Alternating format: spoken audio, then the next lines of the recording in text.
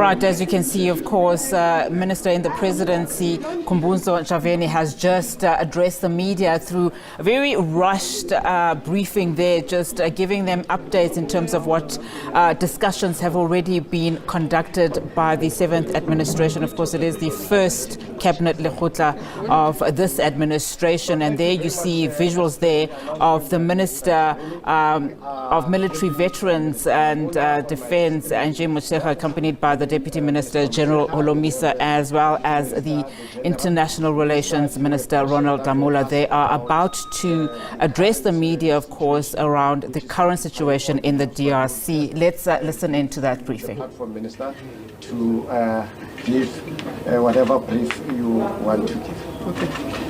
No, thank you very much, and thanks for the opportunity.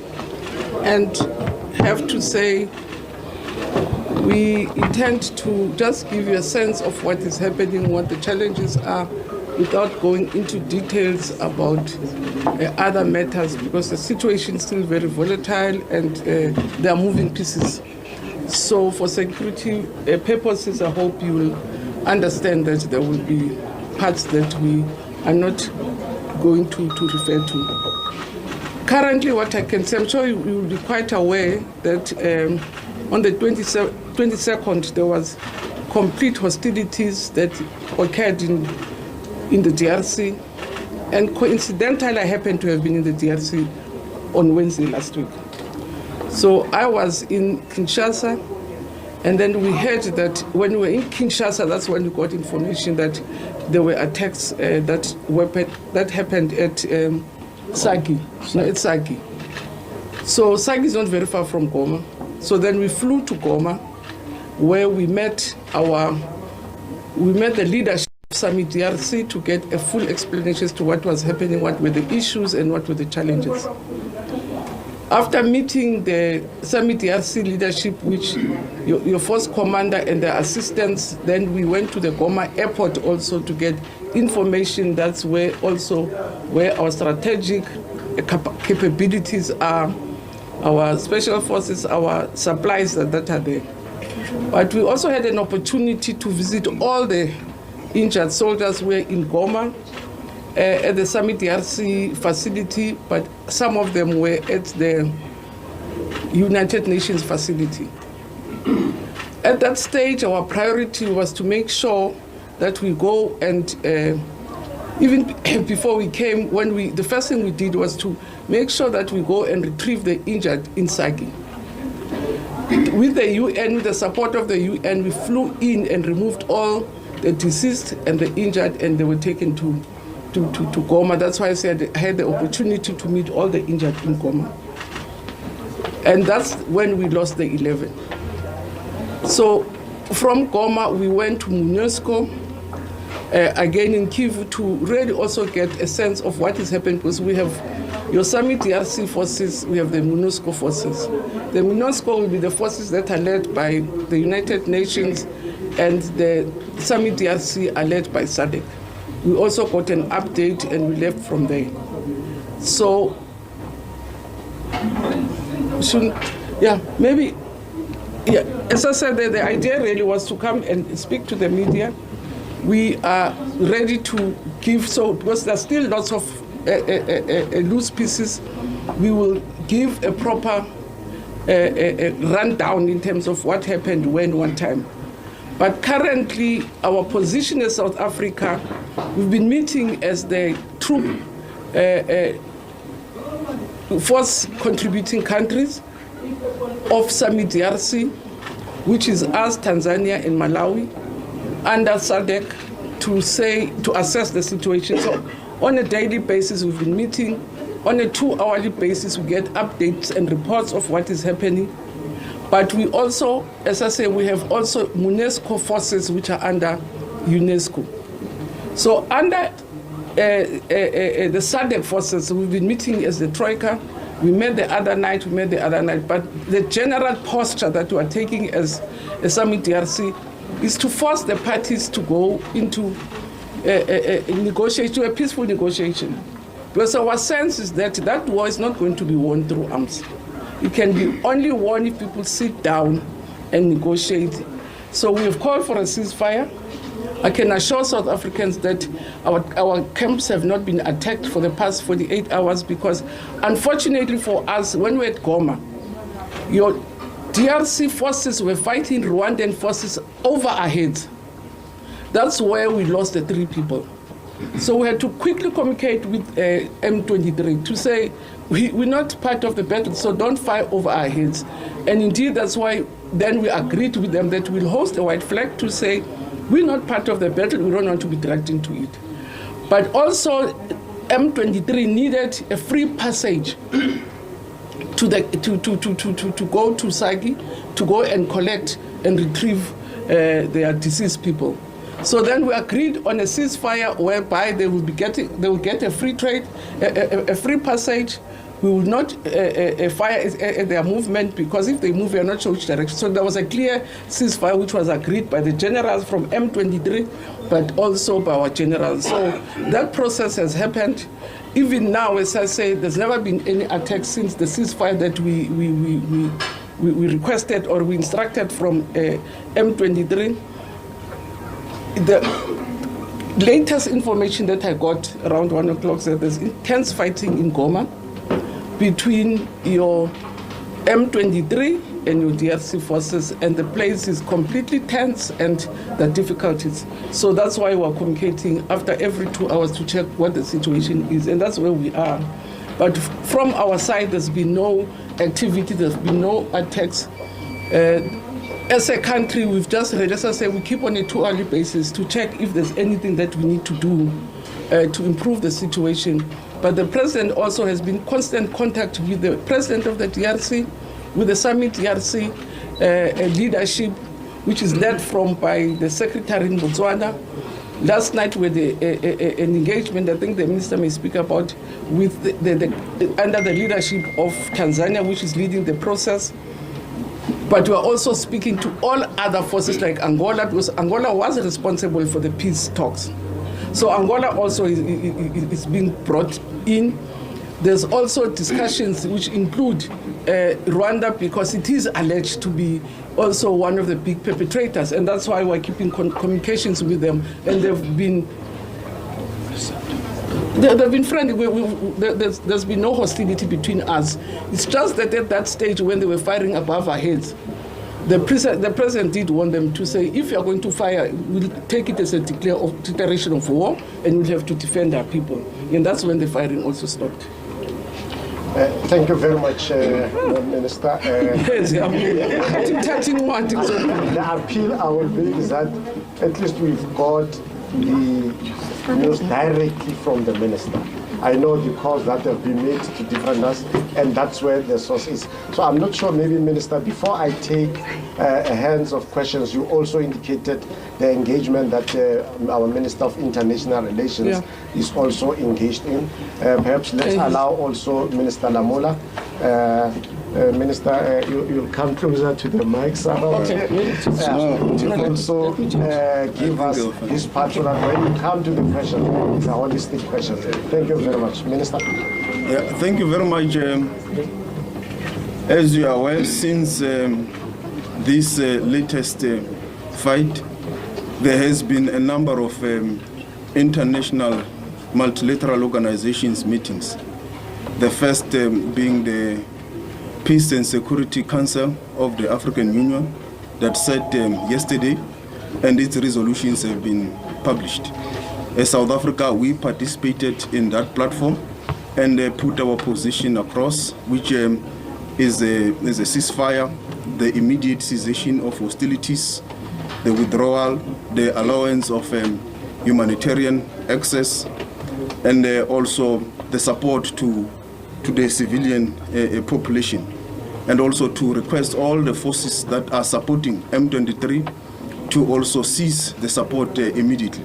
That is the position of the Peace and Security Council, which was also presented yesterday to the United Nations Security Council, which sat at 3 p.m. New York time. Same resolution, with also going further in terms of stating that this could also constitute a war crime, because these are peacekeeping forces that are working under the mandate of the United Nations, working under the mandate of SADC, of the AU, of multilateral platforms. And everyone in all these international platforms, there is consensus and agreement that the only way forward, it's a ceasefire, it's a political engagement that President Ramaphosa has always spoken about. From the onset in the DRC process, the President has always said that the solution is a political engagement. You will remember he had a working visit of the whole day to Angola late last year with President Lorenzo, briefing each other on the process of the Luanda process in terms of how far it is. And that process was promising that there will be a diplomatic political solution to the challenge in the Eastern DRC. All things fell apart on the 15th of December when both parties were supposed to sign an agreement in regards to the process. You'll remember, firstly, there was a ceasefire that was brokered through that Luanda process. On the 15th of December, the warring factions were supposed to have now agreed, signed an agreement. Unfortunately, there could not be consensus, and an agreement was not signed on the 15th of December, which then led to all institutions calling for all the parties to go back to the negotiation table. So it remains important for the peacekeeping forces to be on the ground to support the work of peace, particularly also to prevent and protect the civilian life in Goma. It's a city with about 2 million people, which the international community has a responsibility to. So that is the current ongoing multilateral platforms aimed to find peace and security in the Eastern DRC. There will be a meeting tomorrow or on Friday, the SADC summit, which will further deliberate on the matter and give a way forward in terms of the decision. Thank you very much. Thank you very much, colleagues. Let's take questions quickly, and let me see where to start. Let me start on my right. The drill is the same. You introduce yourself, and then so I'll start on my right. I'll count is 1, 2, 3, 4, 5. Let me start with the 5 first. Let me move this way so that the minister hear where the question comes from. Good day, colleagues. Good day. This one goes to Ibam Holomisa. Yes, Mama. It's Vikanyo MDN TV. With regard to the expertise that you have in the field, what can you bring to bring South Africans in confidence based on your experience? Thank you, sir. Sam Kello from the SABC. Minister and Deputy Minister and Minister Lamula, are the South African troops out of ammunition? What is currently happening when it comes to the issues of resources? Do the South African troops have enough resources to sustain themselves and to keep peace within this particular region of Goma and the DRC? Do they have weapons? Do they have those bullets as well? Thank you. And have you deployed the Air Force to that particular area? So you're denouncing it on social media. Thank you. Daniel Tsukwana from Bloomberg News. Ministers, my question is around DRC. First is, are you concerned that a full-blown war could erupt between Rwanda and Congo? What would SA do if that would happen? And another one is, what would be at what point would it be strategic to withdraw South African troops that are there? And what would the implications be for doing that? Thank you.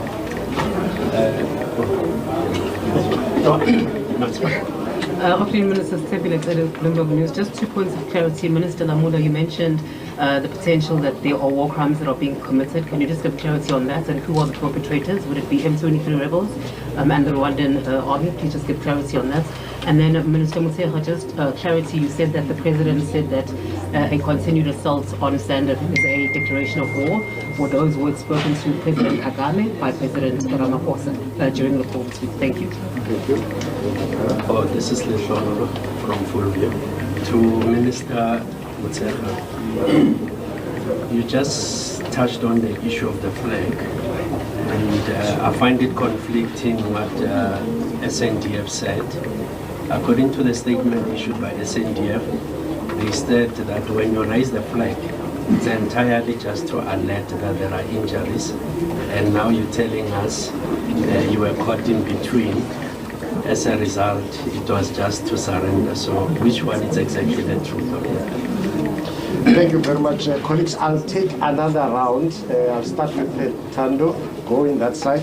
Maybe let's give the principals the opportunity to respond to the questions that have been raised. Fortunately, the Defence Force communication team is also here. Yeah. I'm not sure we can start with the general. Okay. Expertise. What is my assessment of the situation? We must all remember that the signals that the SANDF is struggling have been issued in the last 10 or 15 years. The defunding of the National Defence Force of South Africa led to us to say the state of readiness for our defence force. We cannot guarantee that we are ready because you are aware that we're struggling to even maintain the aircrafts, like the helicopters, which normally give cover, aerial cover, to our troops when they are under attack. So in terms of that, we hope that the Department of National Treasury and the Cabinet will rearrange some of the priorities. Remember that the government of South Africa, especially the previous 6 administration, since 1998, they focus more on social security as opposed to military security.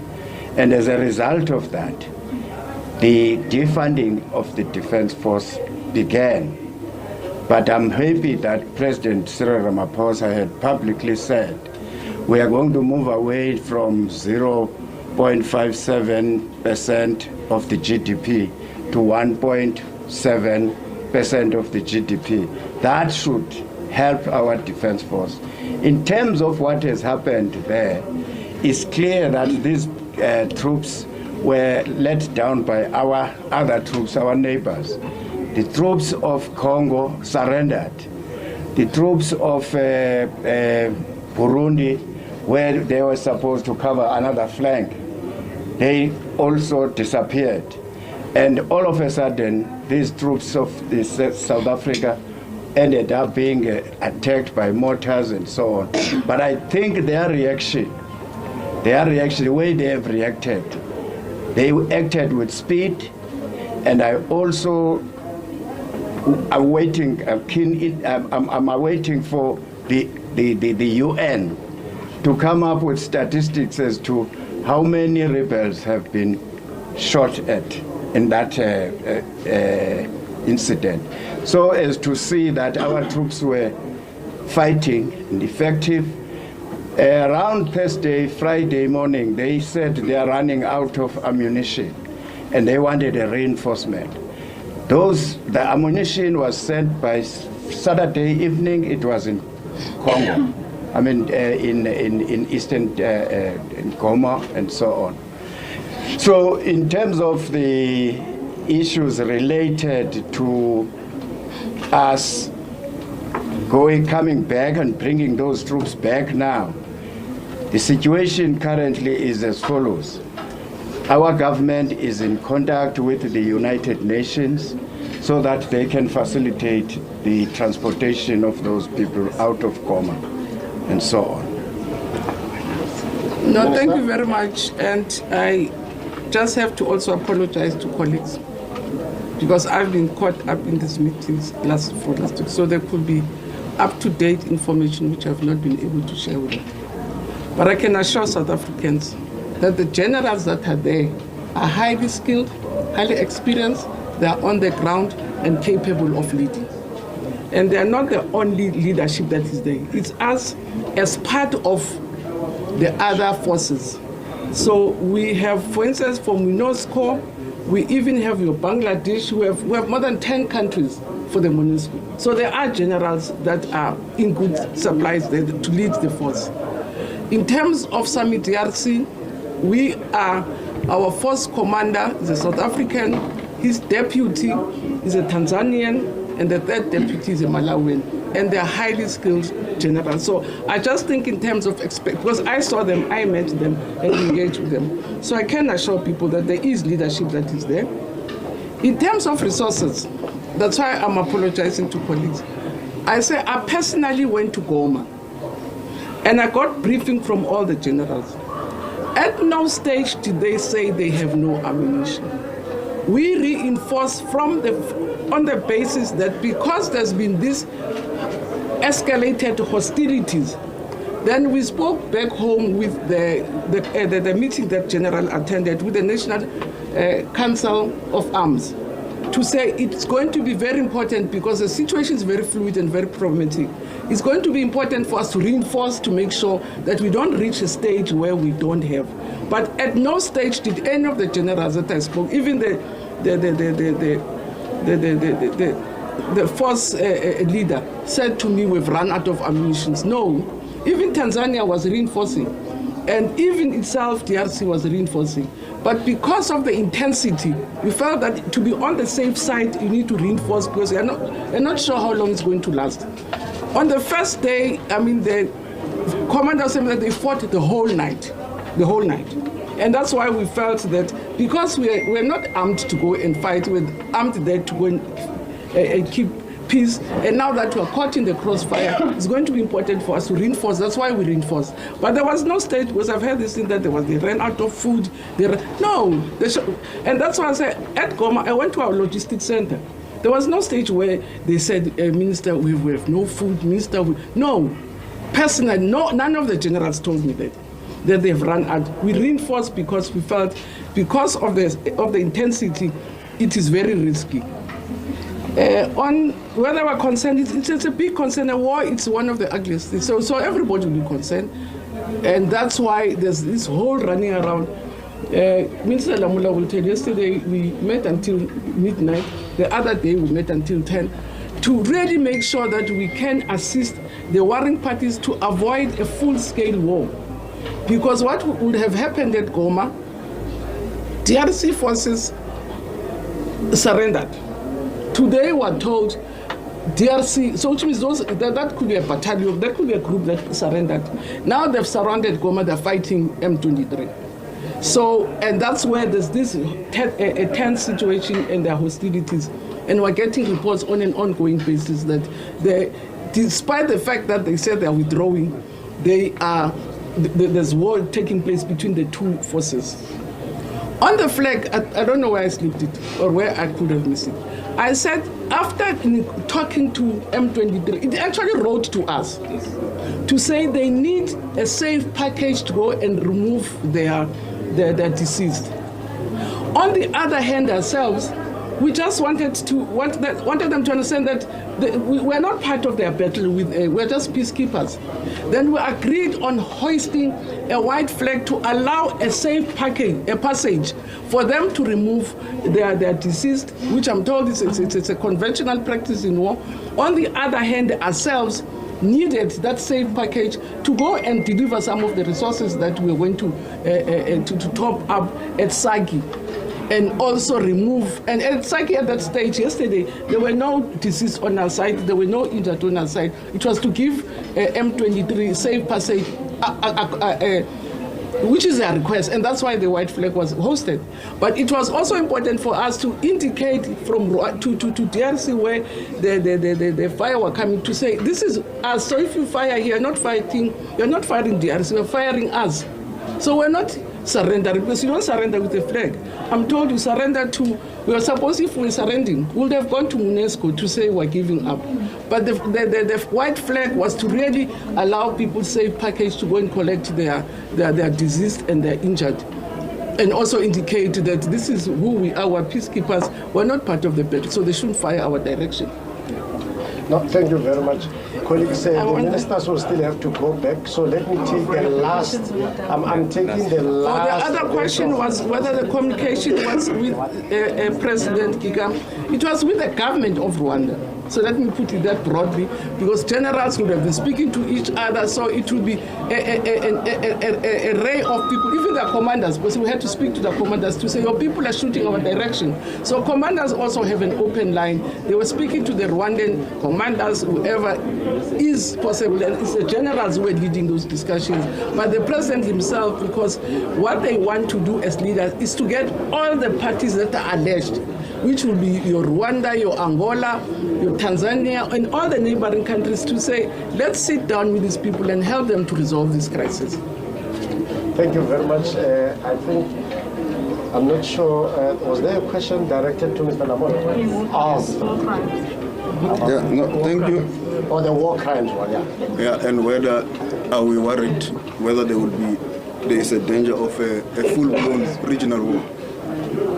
On that one, indeed, we are concerned that a danger exists or a possibility exists of a full-blown regional war. And it is for that reason that all the institutions of the AU and SADC, including East Africa Community, have made, all of them have a resolution of a tripartite engagement of all these institutions, the East Africa, the AU, SADC, a summit on the Eastern DRC. Because as we speak now, already there are forces coming from various groupings and angles. So you do need an intervention that is at the AU level, at the East Africa level, and also at the SADC level to reach a process of ceasefire, but also of long-term solution. The second one with regards to the war crime, in terms of the resolution coming out of the UN Security Council, is that these are peacekeeping forces mandated by a Security Council resolution of the United Nations. They are also mandated through the SADC resolutions. So shooting or killing some of them, there are instances where such can constitute war crimes. And that's why the UN Security Council has issued this term warning to all the warring parties, factions that are fighting in the Eastern DRC, to cease to shoot the peacekeepers, but also to cease hostilities against ordinary civilians in the Eastern DRC. Thank you very much.